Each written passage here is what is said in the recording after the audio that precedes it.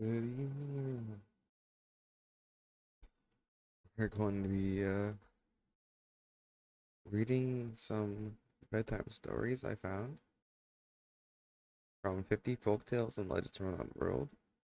And the vast majority of these happen from North America, happen to be Native American, which I will be very glad to read tonight.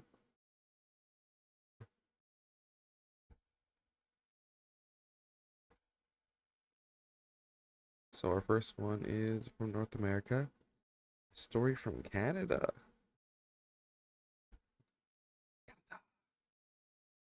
Oops,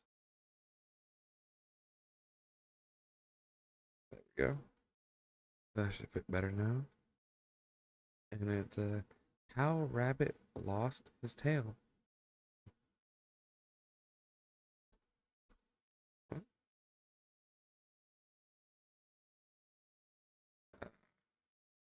Wants to play that way. Okay, I gotta play my program over here. Sorry. There we go. Yeah, it's fighting me a little bit here.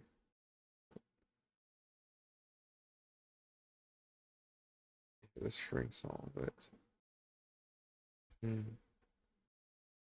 Maybe. If I to.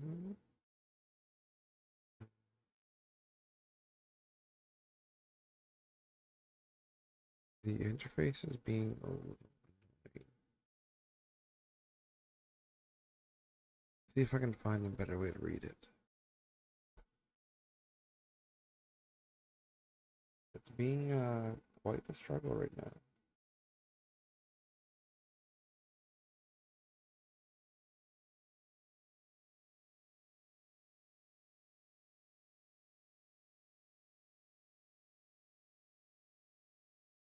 Hmm.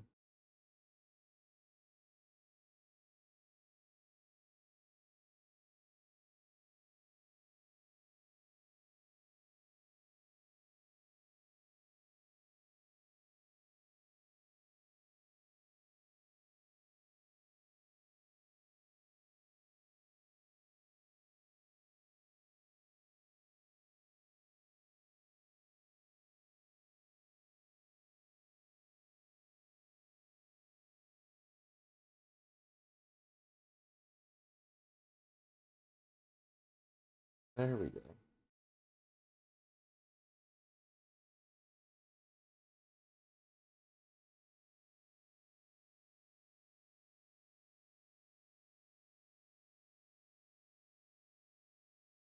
I think that should work.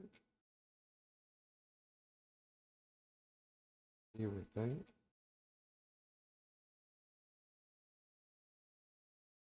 The font may be a bit small.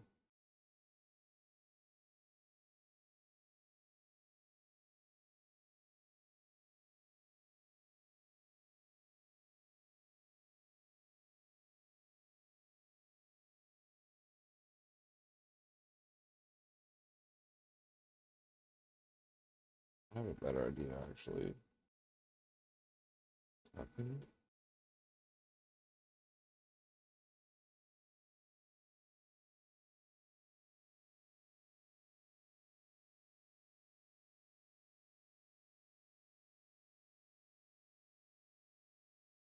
There we go. I found a fix.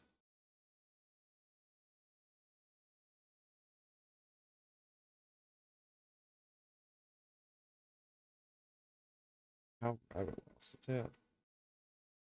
The old stories tell of a time when animals and people were friends and could talk to each other. In those days, Rat was very beautiful. He had a thick brown coat, a long bushy tail, and his legs were straight and strong so he walked like other animals and didn't hop and jump as he does now.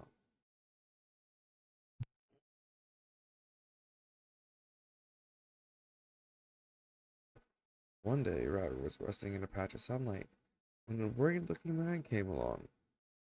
"What's wrong?" asked Rabbit. "I'm lost," said the man.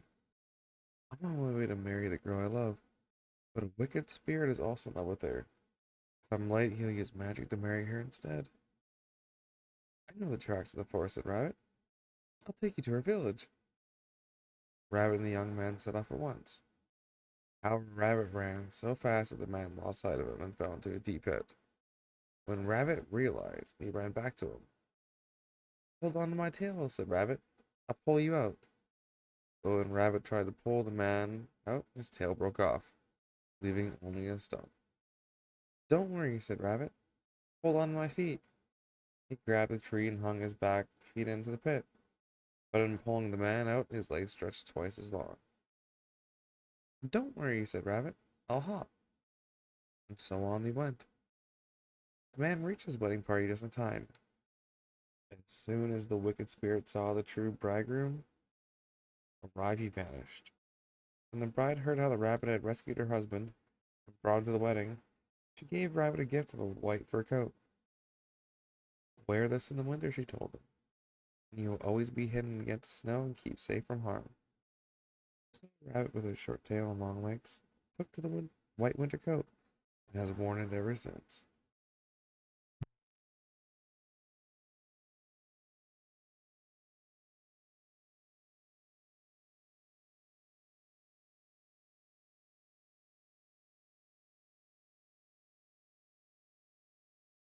Now we have a North American and Algonquin story.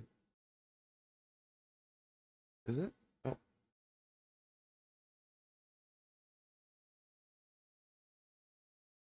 that should be better. I apologize. Strong Wind the Invisible.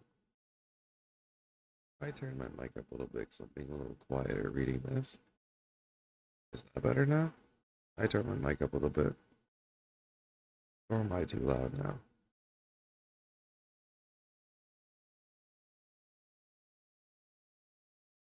I have to make sure first. Okay. I will continue reading now.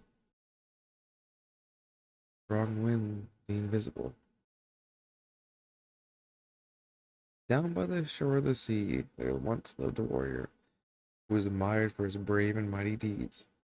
He had the unusual power to make himself invisible, so he could move unseen among his enemies.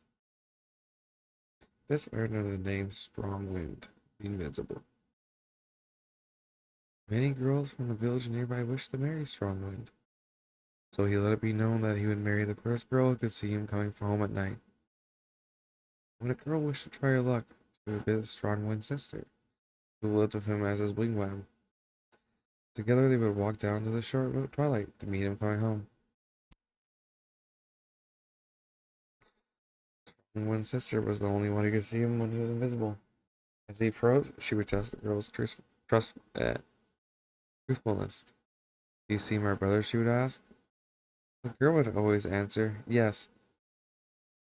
Then she'd ask, what is he using to pull a sled? Some girls would say he's using a strip of moose hide. The others would say he's using a cord.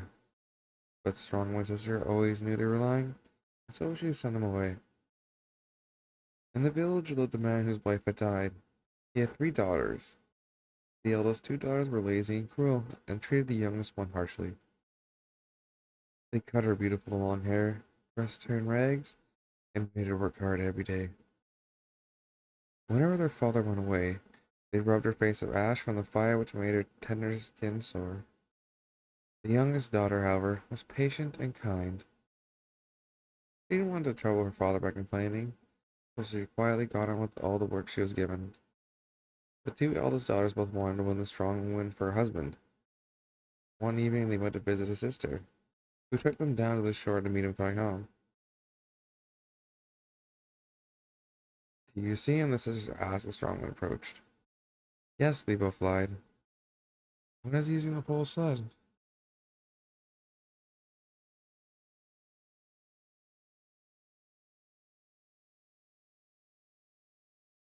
A woven strap, answered one. A long branch, said the other. But the sister knew they were both lying at some point. The eldest daughters moaned bitterly when they got home. The youngest one listened. She wondered whether she might be able to see Strong Wind the Invisible. When her work was done, She decided to find out. She had nothing but rags to wear. She cut birch bark from the trees to make herself a dress. When she asked for a pair of her father's old dry moccasins and soaked them in the water to make them soft enough for her to wear, even though they were far too big. When twilight came, she put on some precious beads that once belonged to her mother, ignoring the scorn of her sisters.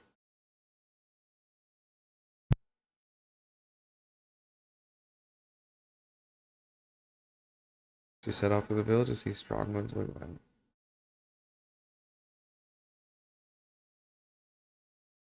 People laughed when they saw the girl shuffling along in big moccasins, wearing a birch bark dress. Strongwind's sister welcomed the front kindly, for she saw what was visible to others. Together they walked down to the shore. When Strongwind approached, the sister asked, "Do you see him?" "No," answered the girl sadly. This is I knew she had spoken the truth. "Do you see him now?" she asked. "Yes," the girl said this time, "and he is very wonderful." "What is he using to pull a sled?" asked sister. "A rainbow," answered the girl wide-eyed. "And what is his bowstring?" "The Milky Way," she replied. Then Strongwind's sister realized that her brother had made himself visible to the girl, because she had told the truth. "Truly, you have seen him," she said.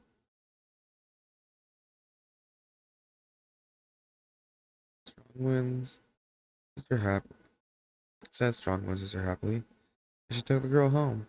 There she gently bathed her, and as she did, so the girl's skin was soothed and healed. Afterwards, she was dressed in her fine clothes and fine ornaments. Then she combed the girl's hair, and her hands it grew long once more, shiny as a raven's wing. "Now you may visit it. Now you may sit in the wife's place," said the sister. And when Strongman entered, he sat beside her and called her his bride. Strong and his wife were very happy, but her sisters were punished for their cruelty. Strong and the Invisible turned them into aspen trees, which have never stopped trembling at the thought that he might be near. Here we go. Very pretty scene.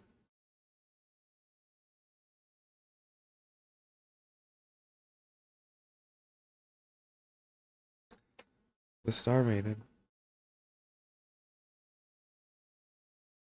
The land of the Ojibwe people on the shores of the Great Lakes was home to many good spirits. Some lived in the woods, dwelling among the mossy roots of the people of the trees. Others hid under toadstools or in the flowers, or became butterflies so they could watch as the children played. The Ojibwe people loved the gentle spirits and protected them. One night, some of the men sat outside smoking their pipes. They saw a star, brighter than any other in the heavens, fall from the sky and come to rest in the highest treetop. The men discussed what to do, but they couldn't decide how to help the beautiful star. For 3 nights they gazed at its glittering light and talked among themselves until the third night, one of the young warriors of the group came to speak to them. "I've been given a message for you in a dream," the young man told them. "While I was asleep last night, the wind lifted the mat hanging in my doorway, and a beam of light entered. Suddenly, a beautiful maiden stood by my side, radiant and bright, told me that she was the star who had fallen to earth." The men listened in wonder. "What is her message?" they asked.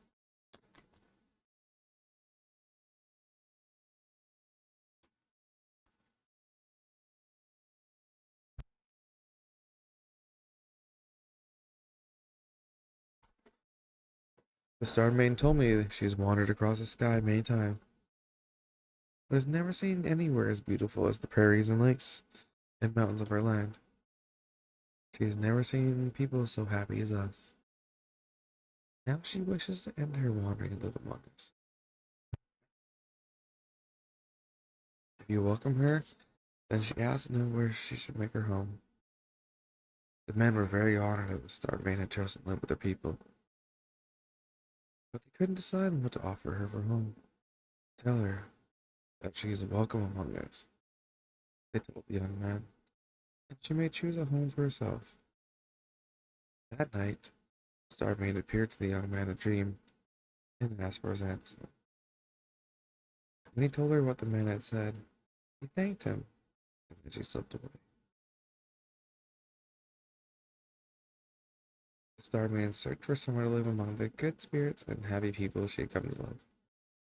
She traveled to the mountains and made a home among the white roses that grew there. The cool mountain air pleased her, and she was high enough to talk to the other stars in the night sky. But huge rocks prevented her from seeing the people below, and she missed watching the children play with the butterfly spirits.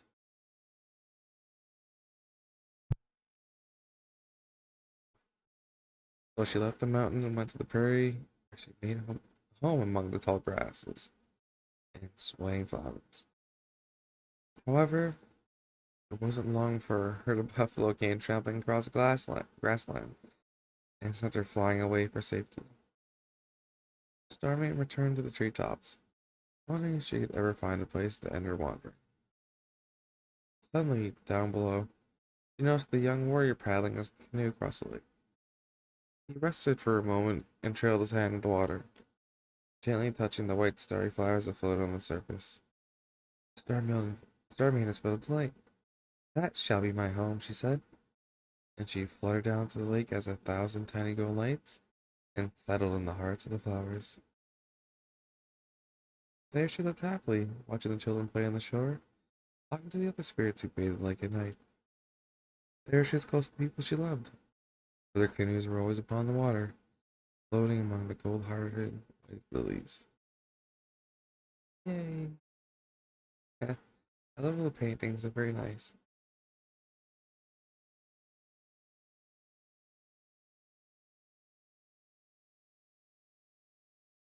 Another one, Analytic. I am probably butchering that. I apologize. The girl who married the moon.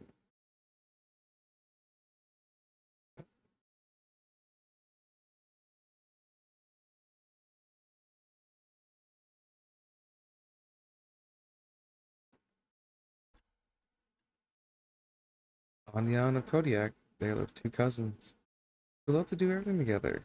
During the day, the girls gathered cranberries and sat side by side to weave baskets. At night, they went to the beach to gaze at the moon. He's so beautiful, they would sigh. There comes down to earth. We will marry him. One night, the moon suddenly disappeared. Why does he hide his face behind a cloud? Said the girls. If only he knew how much we loved him. Suddenly, they heard footsteps on the beach. A young man stood there wearing a shining mask. The girls knew at once he was the moon. I have heard how much you love me, said the moon, so I've come to marry you. The two girls were filled with happiness. The moon told them he could only be husband to one of them. We've always done everything together, they protested. I shall choose the one who is most patient, said the moon. He told the girls to close their eyes and not open them until he spoke. Then he held them by their long hair and rose high into the sky.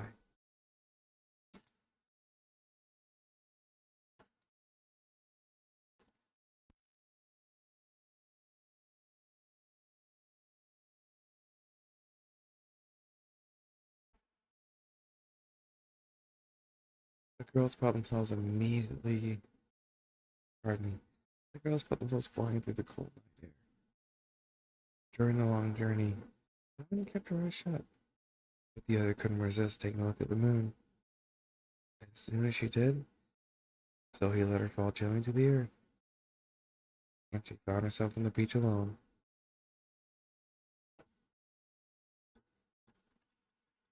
When the remaining girl was told to open her eyes, she found herself in the moon's house, on the other side of the sky. Welcome to your new home, my dear wife. You may go wherever you wish, but please don't go into the storehouse.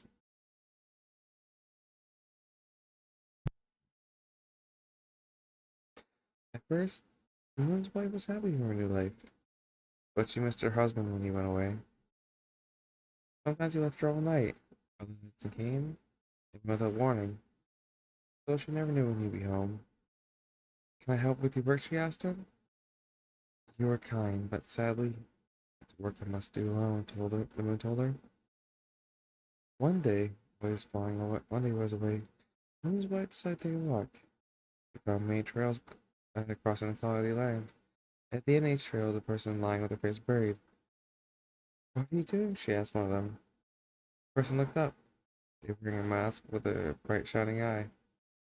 I'm busy doing work, they said. His wife went home, feeling bored. She decided to look in the storeroom. There should be no secrets now that we are married, she thought. In the storeroom, she discovered her husband's mask of light, a half moon, a quarter moon, and all their faces. They were so beautiful that she couldn't resist trying one. She lifted a heavy moon mask on her face, but to her dismay, it stuck fast wouldn't come off.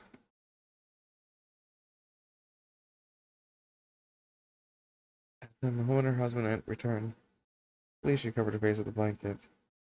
However, the moon saw a glint of light and knew at once what had happened. He gently lifted the blanket from her head. I was so bored, said his wife. I tried this mask, and now it's stuck. The moon laughed. He gently removed the mask. His wife asked him about the strange people with bright eyes that she'd seen. Those are the stars, he explained. They have important work to do. As you're strong enough to carry the moonlight, you may share my work so that won't be bored again. Since that time, the moon has worn his mask until they are full and bright. His wife will wear them until they're slim crescent again. Cute little picture.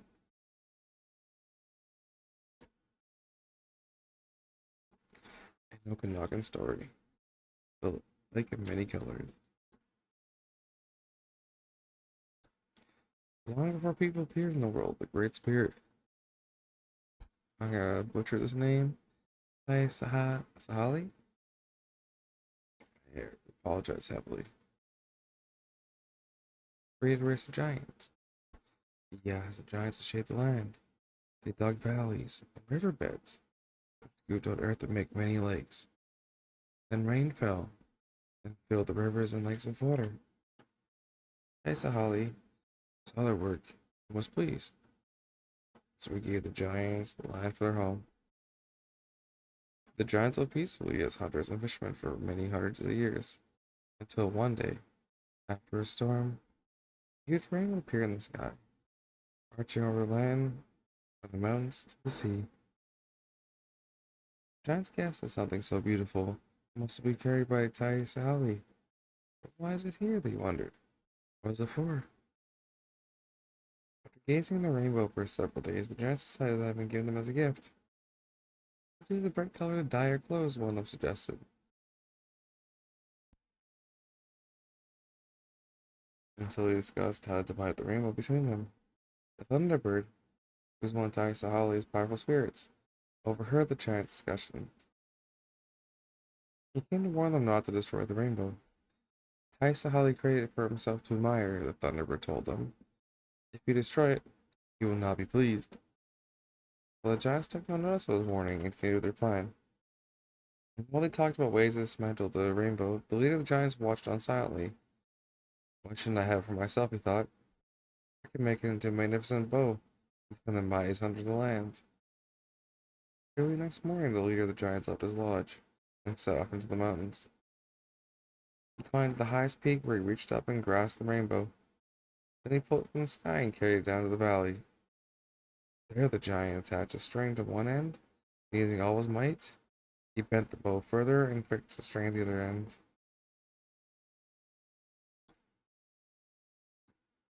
That's a very pretty picture.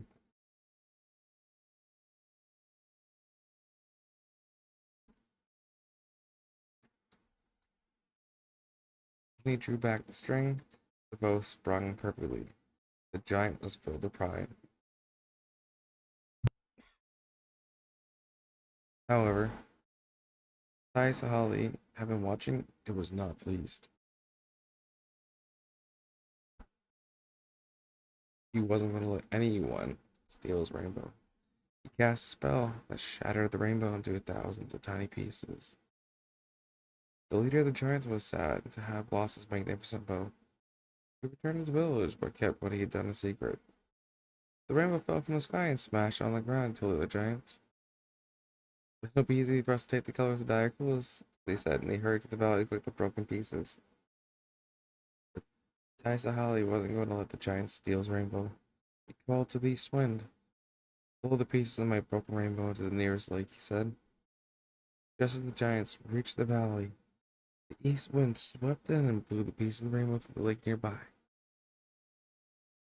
Hatchy time! The giants ran to the water's edge, but all I could do was watch as shimmering colors sank to the bottom. Then the Thunderbird returned. "You tried to take what was not yours," he said to the giants. "Therefore, you shall remain here at the water's edge forever." And he cast a spell which turned them into towering spruce trees. Holly took some of the rainbow pieces from the lake and made them into many small rainbows. He gave these to the south wind, to hang in the sky whenever she blew a rain shower across the land. But they only shone briefly, so nobody could steal them. The rest of the pieces he left at the bottom of the lake, where their beautiful colors shimmered in the water as a reminder of his great rainbow.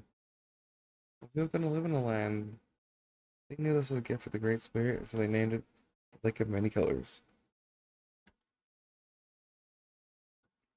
The Coma Story: The Battle of Summer and Winter.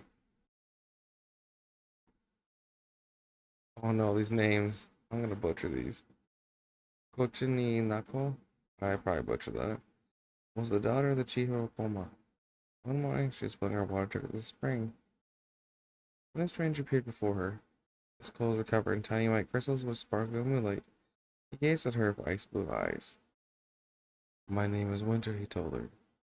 "I have come to find a wife. Will you marry me?" "Don't clip that, please." Many of the young men in the village had asked to marry. They refused to pronounce her name, so marry her. But she refused them. However, she liked the look of the strong and handsome stranger, and so she agreed. Shortly afterwards, they were married. Nako and her new husband made a home together. It wasn't long before she discovered that the winter was a cold-hearted. He never showed her any warmth or kindness, and soon she regretted her marriage. To make matters worse, on the day he arrived, the weather changed. The sun disappeared, the air grew bitterly cold, and icy winds blasted across the land, bringing blizzards of sleet and snow. The people of Como stayed in their houses and waited for the sun to return. But the chilling weather continued day after day, freezing their water and withering their crops. Before long, their food stores were empty. They had to go out into the desert to gather cactus fruits and pads to eat. One day, Ochinanaka was in the desert picking what little cactus she could find when a man came walking towards her. Unlike her husband, who always wore a scowl, this man was smiling broadly. His clothes were the color of yellow corn and green moss. His hat was made of leaves hung with corn tassels. His moccasins were decorated with butterflies and flowers. There we go. Very cute.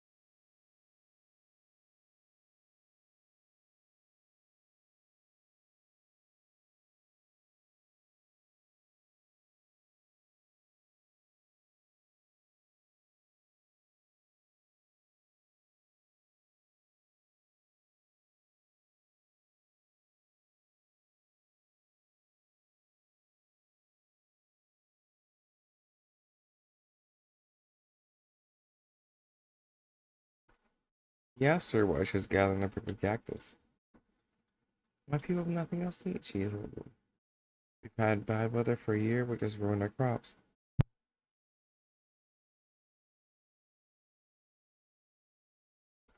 The man pulled a ripe ear of corn from his eye shirt.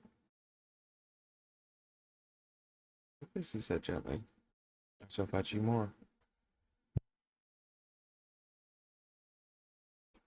Before she could thank the stranger, he walked away.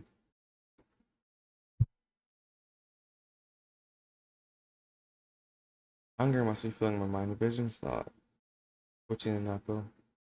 Agrisable. But when she bit into the sweet corn, she found it was real. Moments later, the man returned with his arms full of red corn.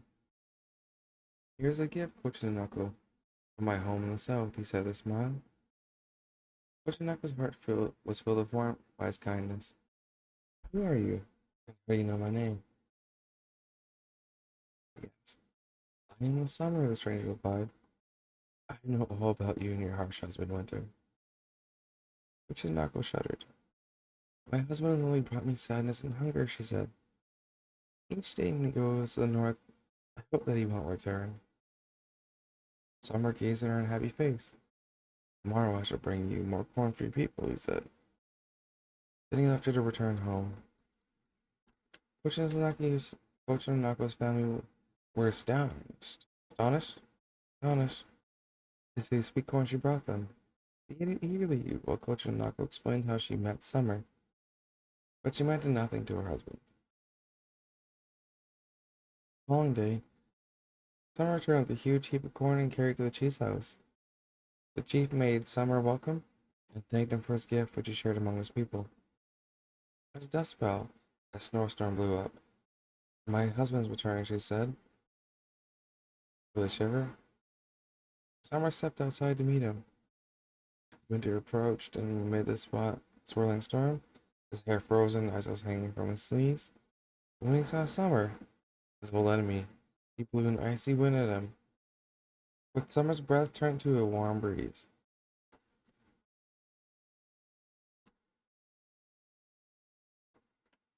Take a moment to admire the photo, it's very pretty.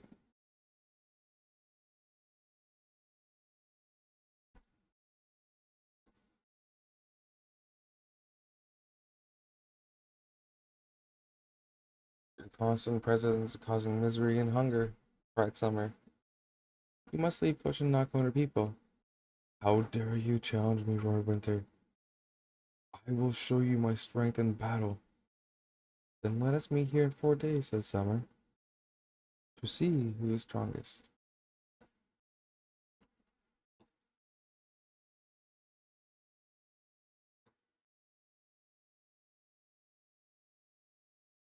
It's like, what do you need? Winter or summer?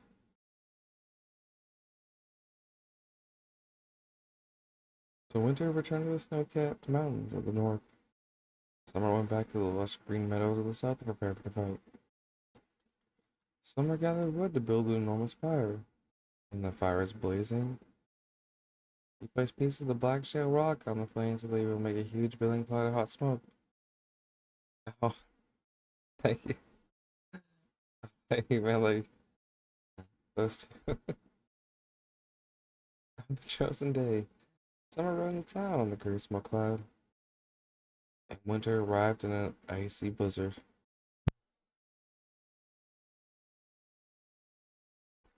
The people of Kama hid in their houses. Lightning flashed as the two opponents faced each other. Winter blew up in a howling gale, flinging so much snow at his enemy that it half buried the houses. But Summer sent a hot whirlwind spinning from his cloud to melt the snow into pools of water. Then Winter turned his gale to a fierce blast of hailstones, but Summer met the hail with a breath of warm air which turned into steam. They battled on with heat and cold for 3 days, until both were weak from the fight. At last, Winter called a truce. We are equals, Summer, he said. Then let us share the year, said Summer. You shall have power over 6 months, and I shall the rest. But first you must free Kochanako from your unhappy marriage. Winter agreed. These people are too soft for me anyway, he said with a scowl, and returned to his home in the frozen north. From that time on, the people of Como had 6 summer months to plant and grow their corn, which they harvested and stored for the 6 winter months to follow, and they never went hungry again. Whenever summer arrived and his hat made of leaves hung with corn tassels, his moccasin decorated butterflies and flowers, nobody was happier than the chief's daughter, Kochanako.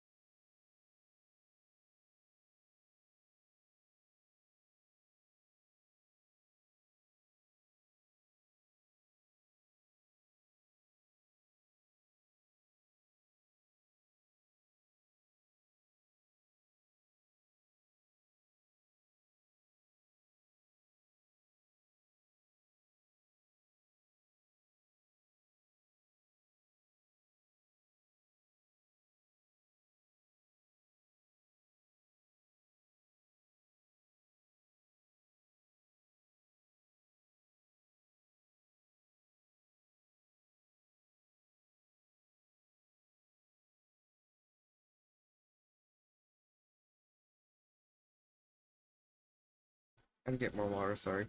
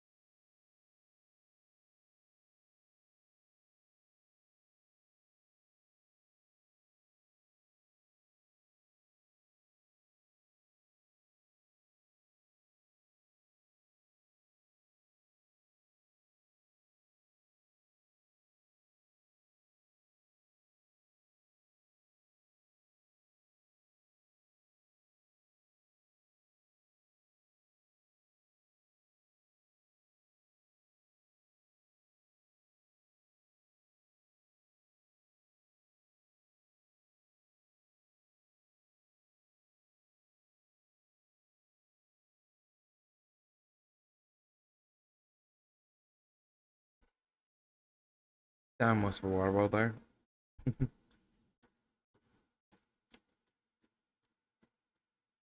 I'll probably do 1 or 2 more stories and I'll call it night, because I'm fairly tired myself today.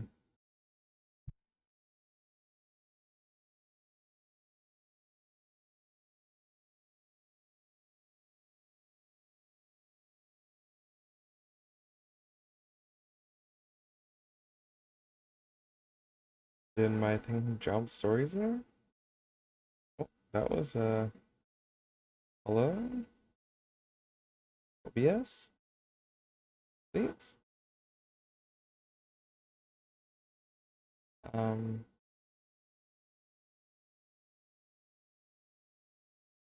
okay, there we go. Wait, there we go. I broke something for a second there.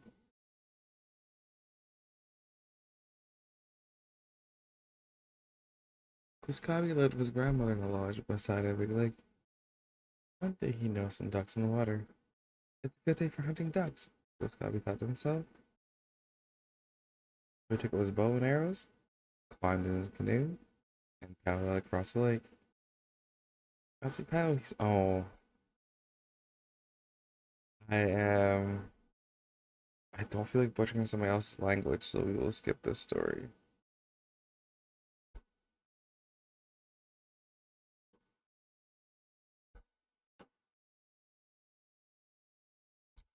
We shall do Snowbird and the Water Tiger. Pretty.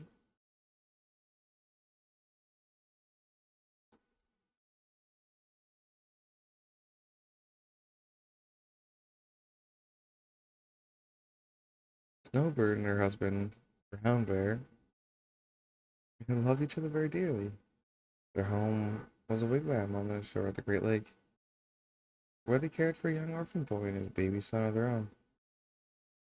And the baby son of their own, pardon me. Brown Bear was a skillful hunter. He brought plenty of food home for his family and fine feathers for Snowbird to decorate clothes. But not everyone in the family was happy. Brown Bear's mother also lived with them. She was jealous of the gifts that Brown Bear gave his wife and the best food he saved especially for her. One day, Brown Bear's mother found a twisted vine hanging from a branch over the lake. She brought Snowbird to see it.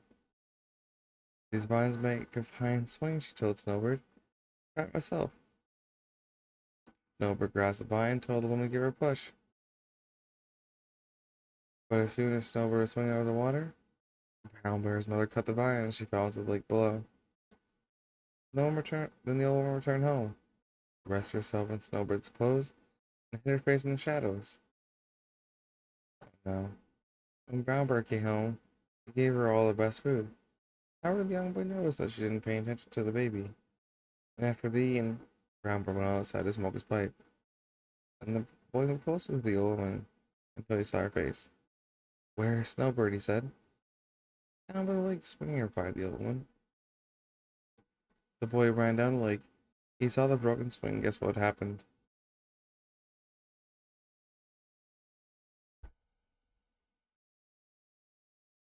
He saw the uh, he saw the broken swing. Guess what happened? So he hurried to Brown Bear to tell him what he found. I misread that. Brown Bear was full of sorrow. He prayed for the rain to raise his wife from the lake. Although it rained for 7 days, Snowbird didn't appear. He kept watch for her in the sunlight and moonlight, but to his dismay, he saw nothing. Meanwhile, the young boy took care of the baby. One morning, the brown bear was hunting, and they were playing at the water's edge, when a white gull rose from the center lake, flew towards them. It circled so low above their heads that the baby reached out to touch his wing. In an instant, the gull turned into a snowbird, wearing a shining belt around the waist which trailed in the water. Snowbird took the baby in her arms, but she was unable to speak. They played happily together.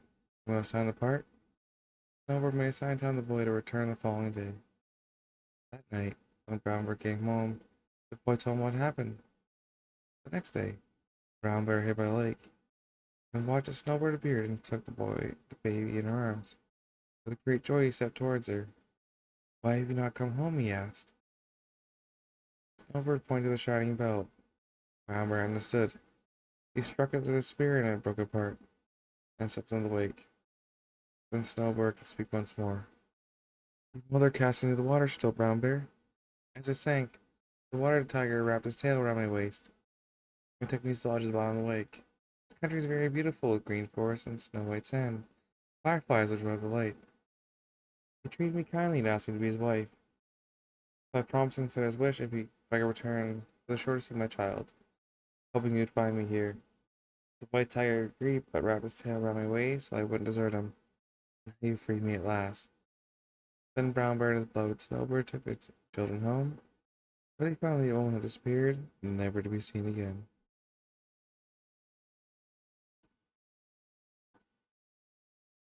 We'll do this last one, and that will be it for me. My voice is a little sore today from all talking at the day at work.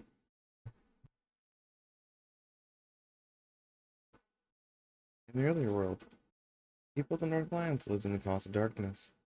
There was no light except the glow of their sea oil lamps. One day, an old crow came there. He told the people stories of his travels and the marvels he had seen. "There's a land where great brightness shines," he said.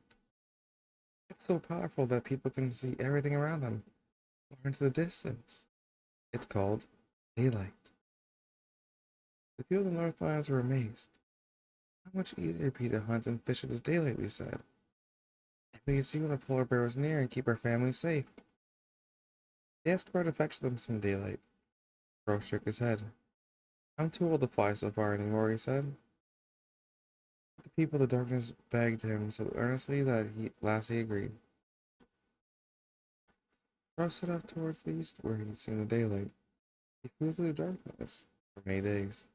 Then, just when he thought his old wings could carry him any further, he saw a faint glow on the horizon. On he went, and the glow became brighter, until at least he was surrounded by daylight. The light came from a large snow house which belonged to the chief. Crow rested on the branch of a tree nearby. Before long, he saw the chief's daughter come out of the house with a bucket of hot water from the nearby river. Crow turned himself into a speck of dust. When the young woman returned and passed beneath the tree, he floated down onto her shoulder and was carried to the house.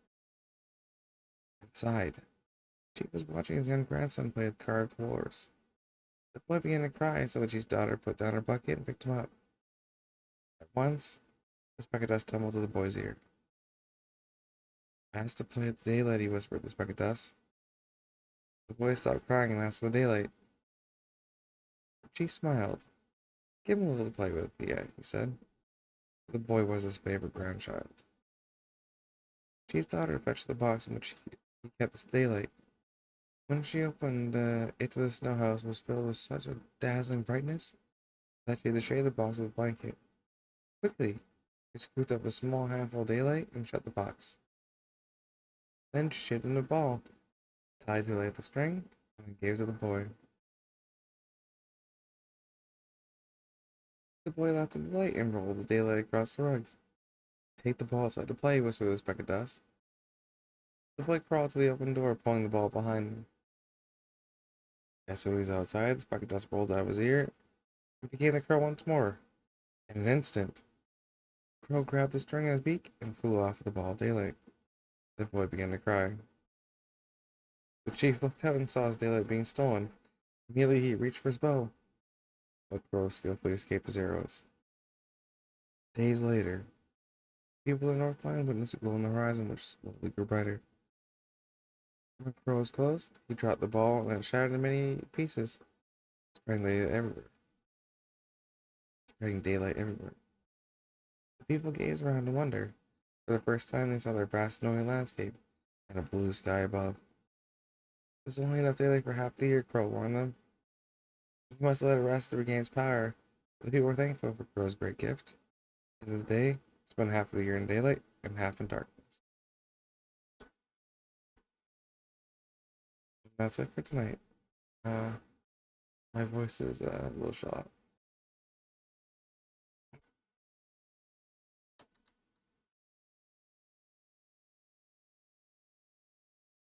That's fun though. I don't get to do that too often.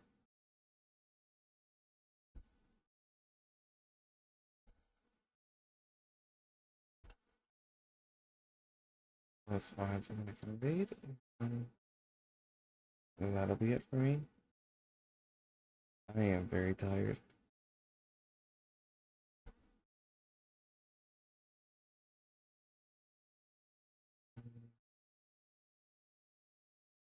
Let's read. Everyone's playing loud stuff, and I don't want to read you guys bedtime stories and go somewhere loud. That wouldn't be very appropriate now, would it? So we shall. I could drop you off at Terry. Terry is cozy. And I'll drop you off with Terry Berry. He's always good. That's always a good option. You too, Cheetan. Thanks again for showing up. I really appreciate you all. I hope you have a great day, a great evening, and a great afternoon. And I will see you either Thursday or Friday. I love you all. Bye.